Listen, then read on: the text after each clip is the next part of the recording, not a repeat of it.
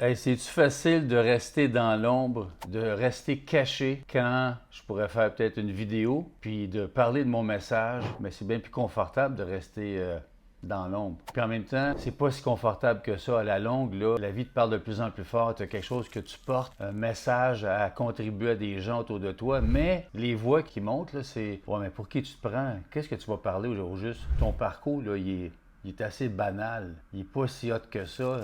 Tu envoies des gens sur les réseaux sociaux qui ont l'air vraiment bien plus inspirants que toi. Ils ont du succès, eux autres. Là. Ils ont plein de likes, plein de vues. Ça partage. Moi qui je suis pour faire une vidéo en ce moment, je vais peut-être avoir un petit peu de commentaires, un like ou deux. Je vais en faire une couple de fois, puis je vais dire, ben dans le fond, c'est pas fait pour moi. Je vais me décourager. Ça, c'est pas mal le scénario qui se passe chez la plupart des entrepreneurs quand ils démarrent. Entrevoir de faire des vidéos. Parce que la vidéo, c'est confrontant. On va se le dire, les vraies affaires. La vidéo, c'est que tu vois la personne dans son body language, tu vois son authenticité ou s'il n'est pas authentique. Tu vois si le message passe ou passe pas. Tu vois s'il est bien peigné, s'il est bien maquillé. Tu vois tous ces détails-là. Fait que c'est confrontant au début. Fait que ça demande un espace d'assumer ou d'accepter, d'apprivoiser sa vulnérabilité, de se mettre à nu devant une vidéo. Quand il n'y a personne qui est autour de toi quand tu fais la vidéo, c'est pas comme une conférence. Puis même une conférence aussi, c'est confrontant de faire une conférence, de parler en public. Ils vont-tu aimer ça? Mais quelqu'un qui a de l'expérience en conférence, il y a une interaction, il y a l'énergie qui se passe. En vidéo, tu es tout seul à la maison ou dans un champ ou dans un parc, dans ta voiture. Ça demande une gymnastique. Même les conférenciers qui font des vidéos, c'est confrontant parce qu'il faut que tu réduises au